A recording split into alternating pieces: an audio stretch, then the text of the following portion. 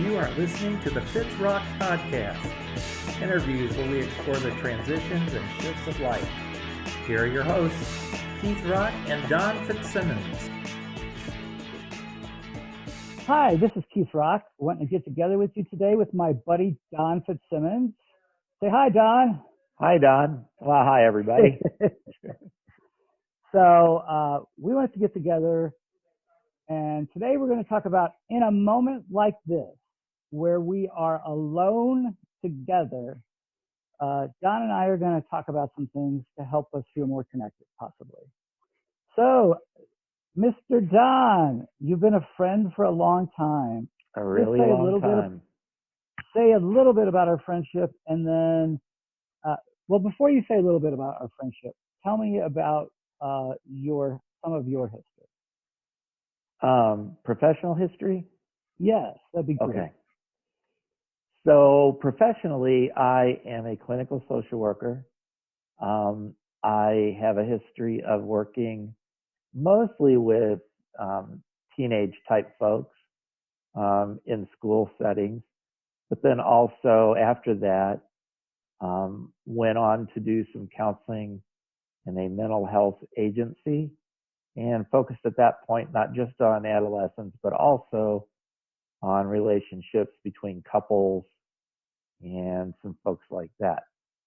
In 2000, I went on disability for an undiagnosed condition that I have, a spinal cord condition. And so since that time, I've been doing some kind of volunteer work, counseling, and parenting seminars and stuff like that. So that, I think, brings us up to date. How about you, Well, that's Keith? awesome. Yeah. So for almost 30 years, I was in the insurance industry, and there came a point I had to step away from that and retire. So I've done that. So trying to take care of a lot of physical issues. I have Crohn's disease. I have stuff going on with my arm, some big things going on with my back, and a bunch of other smaller things. So, with that, giving us kind of an introduction of kind of a little bit of a snapshot of our past. So, Don, you and I have been friends forever. Do you have some funny stories you'd like to share about us? And so when you say forever, I mean since we were in maybe junior high school age. So yes. we've been friends a long, long time. So we of course have our share of funny stories. One of my very favorite stories that I have to tell about Keith, and it could be one of those things you had to be there for, but we'll see if you think it's funny. But one time we were having a pool party, and this was probably, I don't know, Keith, what were you, 15? Well, no, you were driving, so maybe 16, 17 years old. And you had gotten out of the pool, and you have to understand, I am not great. I was not at that time great at athletics, but I enjoyed playing them. So I had this tennis ball, and as you were climbing out of the pool, I thought it would be a great idea for me to throw this ball at you from across the yard. I threw it as hard as I could. 99% of the time, I would have totally missed you. But on this particular occasion, I connected. And I connected in a spot that immediately dropped you to your knees in front of all of these girls. And to this day, Keith, I can still hear the pop as it hit your wet swimming suit.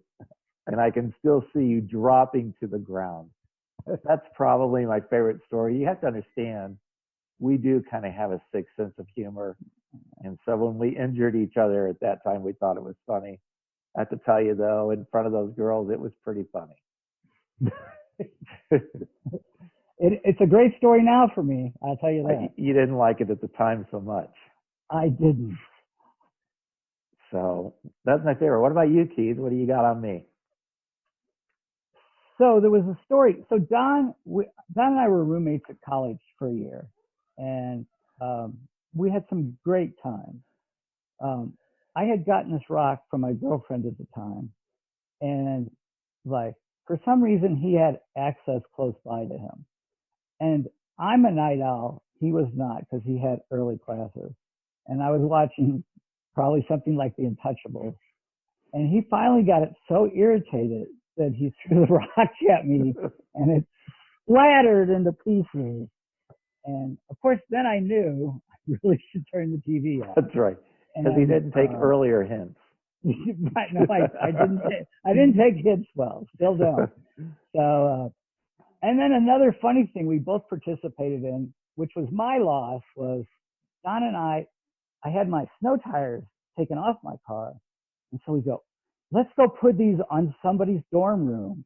When they open the door, these tires will come crashing in on them. Well, the next day we wanted to go find out about it. So we talked to the guy and he said, oh my God, God literally answered my prayer for snow tires and I had them mounted on my car today.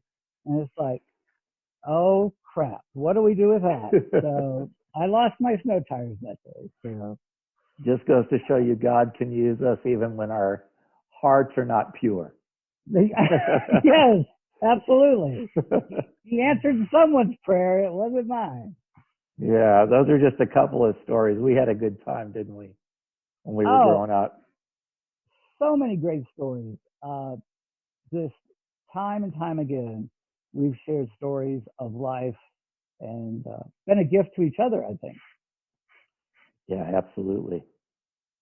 So Don, at a moment like this, when we're alone together, as a mental health professional, tell us some things that you might be helpful for us as a whole to be thinking or doing, or what are some ideas you have for us? So yeah, great question. This is really a good opportunity for us to reconnect with some things that maybe we've let go of for a while. So for example, just enjoying nature. The nice thing is that even if we are isolated, we can still get outside and take walks. If you don't like walking by yourself, you can be on the phone with someone. You could be with a friend. You just have to maintain the proper distance. Going to parks, fishing. Some people enjoy that. Basically, nature in all forms. Now, you don't want to go to a Florida beach right now where there are thousands of people crowded together. Although it would be tempting, wouldn't it, Keith? But yeah, nature in all forms. Get out and reconnect. It's an amazing experience. Text people you haven't talked to for a while. Call them on the phone. Check on your neighbors. If you have hobbies, good time to do that. Arts and crafts kind of things. If you have kiddos at home, reading, writing. There are some good mindfulness apps that don't cost anything. Help you meditate, help you with Bible reading, help you with prayer. Some things that aren't as fun, like cleaning, organizing, things that you've just put off for a while. This can be a positive time if we make it one. What are we going to do with it? So, Keith, what thoughts do you have? Well, buddy, you've covered a lot of them. Impressively so, I might add. My friend told me the other day that intimacy is a million little things. And what I got from that is there's a lot of those intimate things that I miss. Intimate in the sense of giving people hugs, just greeting people like that you would see out socially, recreational opportunities. So those kind of things strike me as things that I'm missing. The million little things. You had a lot of million little things that we can do. Those are some million little things that it's not very often we have the opportunity or should do those things. Yeah. Can you say a little bit more about what some examples of those could be? Of the ones that we're missing out on? Of the million little things, yeah, that people could practice now. Oh, that they can practice now. I would say text a friend. If you see a meme or you see some message that somebody comes to your mind, are, you could just message them, just say, thinking of you, or just even sending the meme or a song. You see somebody post something on Facebook about something they're struggling with, like say fear, and you got a great song for fear. Send them that. Do little things that can make somebody's life on that particular day so much better. I'll give you a quick one I used the other day. I chose to get a carry-out meal, and the person gave me the meal, and I gave them a much bigger tip than I ever would have in that situation. And their face was like, "Oh my God, thank you." So little stuff like that. Even those times we have to go out. And here's another thing that I think is huge. If you know somebody that's a nurse, you know somebody that's a first responder, text them, call them, do something to tell them thank you. Because those people are in for the fight of their lives. Super stressful time for those folks, for sure.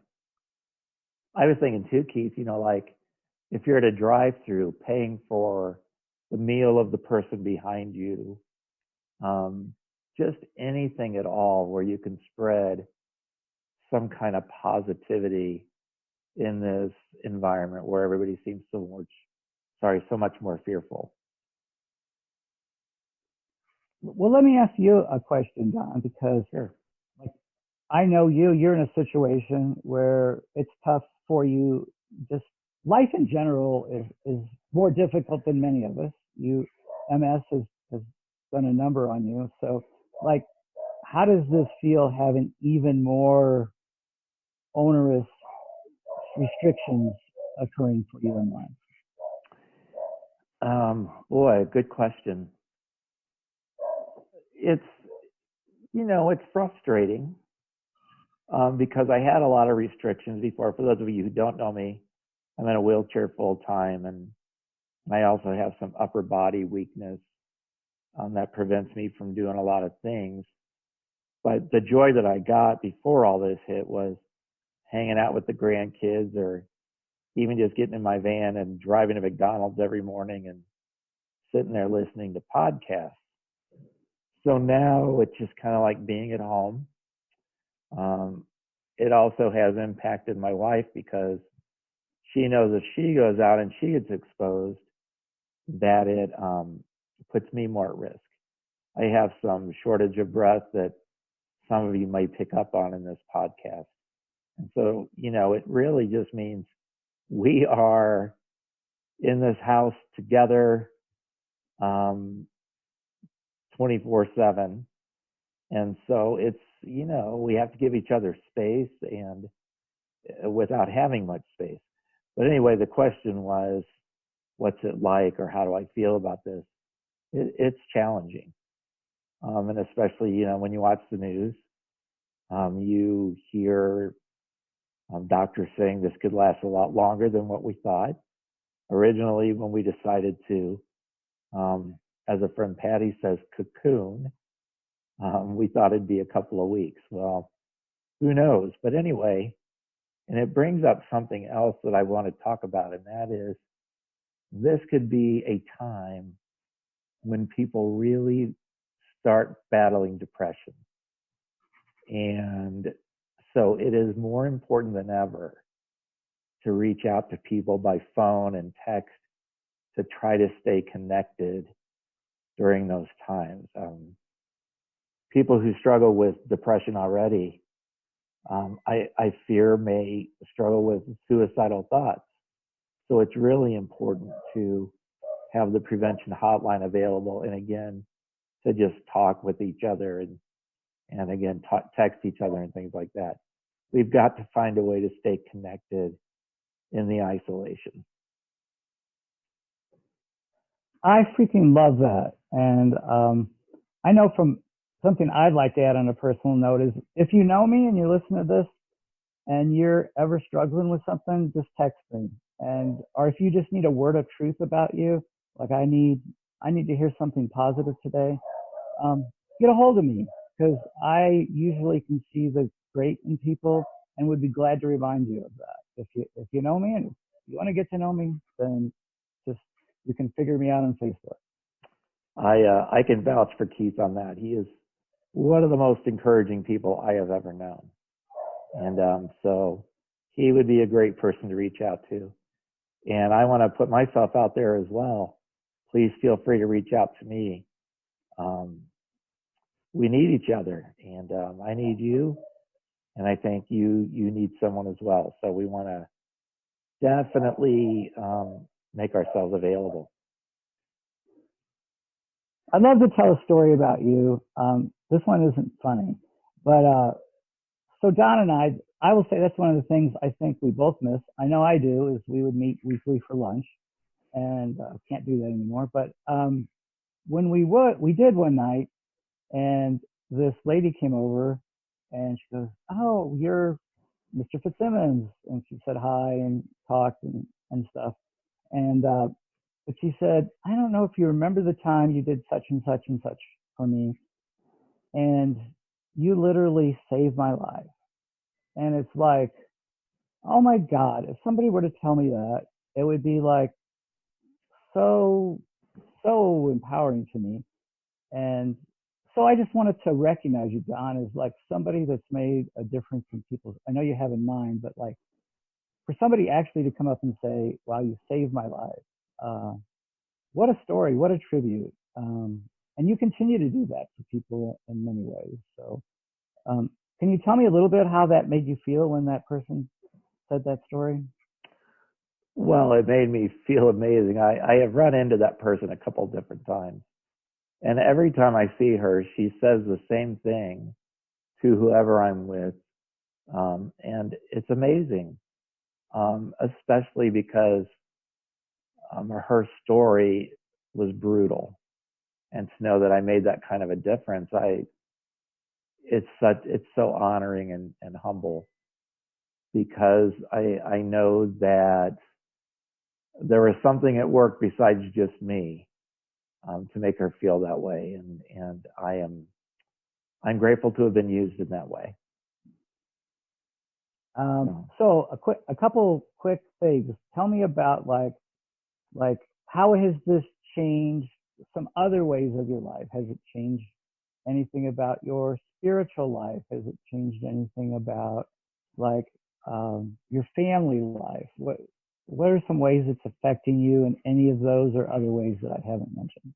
Oh yeah, well sure. So my grandkids have been on spring break this week, and the plan is that we'd spend a lot of time together, playing games and stuff like that. Well, we haven't been able to see them at all, and that's been really difficult.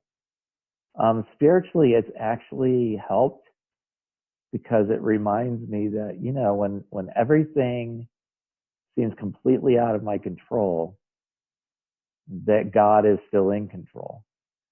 Now, that means something different to me than it used to, but I have this hope. I have this belief that there's someone greater than me, and I don't have to have all the answers and figure this out. So it's helped me, and especially well, the weather's not been great yet, but whenever I am able to take a walk, or in my case, a roll down the street, and I do connect with nature, that I do connect with God. And in the busyness of life, normally I don't take as much time for that. So I have taken more time. Again, it's like a mindfulness kind of thing. And so yeah. So how about you, Keith? What's been going on with you? Well, obviously I haven't been able to see family. So that's been, though we did have a thing before the quarantine went out. So we had a brief little party for me. So that was awesome. So my party's on March 17th, which also happens to be St. Patrick's Day. So they knew all the bars would be crowded. So they said, "Damn it, let's destroy Keith's birthday and close everything down." We know that. Or honor it. We know that's not really the story, but that's the way it felt. So, so that would be a thing. I was looking forward to a celebration that night that could not occur. So that, and just like having recreational opportunities, having there's events that we go to. One of them is called like Connect, and so not able to physically go and greet people. So those kinds of things. I think the hardest part for me right now is like my wife works in healthcare, and it's my wife is anybody that knows my wife knows she's wonderful. First of all, she puts up with me, right? So 100%. And she also like understands me and trusts me enough she trusts me enough to be in opportunities with other people and doesn't worry about that. So normally she's this sweet, incredible person, but with everything that's going on, she's just been having a really tough time. And so healthcare providers, which she is one, it's been extremely hard on. And so take a time out if you can, text one of them, tell them thanks for helping us. First responders, the same. I'd say one of the big things is right now, like I can't get to see my friends like in person, at least not very often if I do at all. And like, so this is kind of cool. So great to be with you, Don. Is there anything you'd like to add in closing about us being alone together? I think I would just encourage folks to be very purposeful about this time. Whether it be how do I connect with other people, or what activities do I participate in? Again, doing some of the things we mentioned earlier. Just be purposeful, because otherwise, at least I know for me, my tendency would be to withdraw and become more and more of a hermit. And so if any of you are like that, just fight it with all that you have. I freaking love that. That's such a great message, Don, to leave us all with. And thanks so much, Don, for participating in this. We hope to get some more out and maybe even some more fun stories. Like, I have to say, I don't know that we can talk about all the Seinfeld episodes that we really love. It's still on TV, but I don't know. Not that there's anything wrong with that. But, not that there's anything wrong with that. So thanks so much, Don, for taking your time today. And thank you for anyone that's able to listen to this. Please give us feedback as you can, and enjoy your time alone together. Thank you, Keith. Appreciate it very much. All right. Thanks, my friend. Bye-bye. Thank you for listening to this episode of the Fitz Rock Podcast, part of the Heart Connection Podcast Network. The music you are hearing is Swim with Wild Musical Instruments by You're My Muse. Copyright 2019 and licensed under a Creative Commons Attribution Non-Commercial License. Until next time, have a beautiful life.